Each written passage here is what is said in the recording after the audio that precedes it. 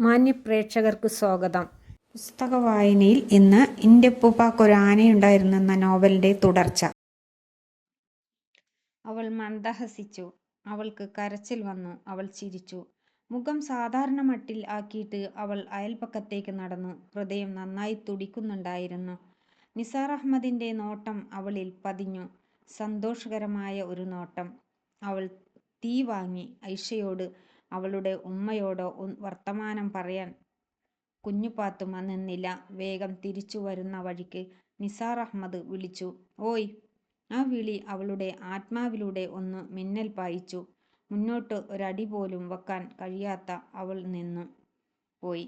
അവൾക്ക് പുകച്ചൽ തോന്നി. അവൾക്ക് ഭയം തോന്നി. അവൾക്ക് പരിഭ്രമം തോന്നി. അവൾക്ക് സന്തോഷം തോന്നി. ഈ എല്ലാ വികാരങ്ങളോടും അവൾ നോക്കി. നിസാർ അഹമ്മദ് എണീറ്റ് ചെന്നു.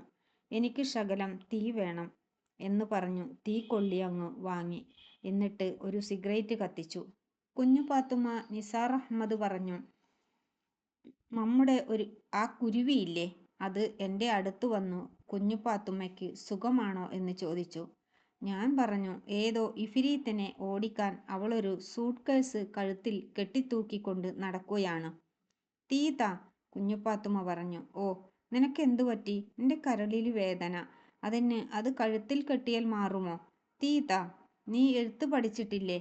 എന്നെ പഠിപ്പിച്ചില്ല. നാളെ മുതൽ ഐഷയോട് പഠിപ്പിക്കാൻ പറയാമോ?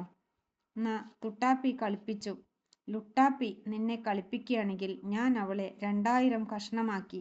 വേണ്ട, തുട്ടാപ്പീനെ ഒന്നും ചെയ്യണ്ട. നീ തീ താ.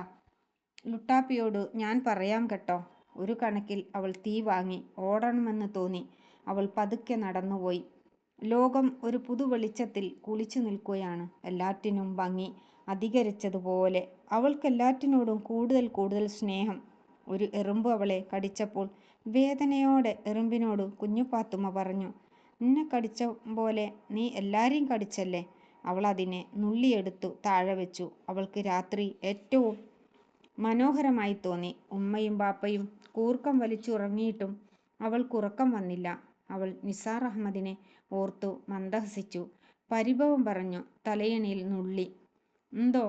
ആ ചോദ്യത്തോടെ അവളുടെ കണ്ണുകൾ നിറഞ്ഞു. ഉടനെ മന്ദഹസിക്കുകയും ചെയ്തു. അങ്ങനെ അവൾ ഉറങ്ങി. നിസാർ അഹമ്മദിനെ സ്വപ്നം കണ്ടു. അവർ ഒരുമിച്ച് നടക്കുകയാണ്.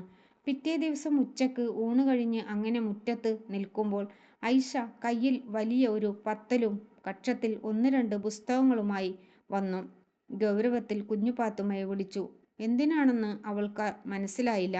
പുളിഞ്ചുവട്ടിൽ കൊണ്ടുപോയി പത്തലു കൊണ്ട് ഐഷ വട്ടത്തിൽ ഒരു വര വരച്ചു. ഒത്ത നടുക്കായി നിൽക്കൂ, അവൾ ആജ്ഞാപിച്ചു. എന്തിനാ തുട്ടാപ്പി എന്ന് ചോദിച്ചിട്ട് കുഞ്ഞുപാത്തുമ്മ അതിൽ കയറി നിന്നു. വലത് കൈ നീട്ടൂ, ഐഷ വീണ്ടും ആജ്ഞാപിച്ചു. എന്നെ തല്ലാനാ? നീട്ടൂ. കുഞ്ഞുപാത്തുമ്മ കൈ നീട്ടി. ഐഷ ആ കയ്യിൽ ഒരു പെൻസിലും ഒരു നോട്ട്ബുക്കും ഒരു ബാലപാഠവും വെച്ചു കൊടുത്തു. ഞാൻ ഇന്നു മുതൽ ഗുരുനാഥയാണ്, ഐഷ പറഞ്ഞു. കുഞ്ഞുപാത്തുമ്മ ചിരിച്ചു. ഐഷ പറഞ്ഞു, ഞാൻ അറിയാത്ത ഒരു രഹസ്യവും എൻ്റെ ശിഷ്യക്കുണ്ടായിരിക്കരുത്. എല്ലാം തുറന്നു പറഞ്ഞോളൂ. അതിനുശേഷമാണ് പഠിപ്പിക്കൽ. എൻ്റെ സഹോദരനെന്നു പറയുന്ന അഹാനുഭവതിയുമായി എന്താണ്? നോവൽ തുടരും.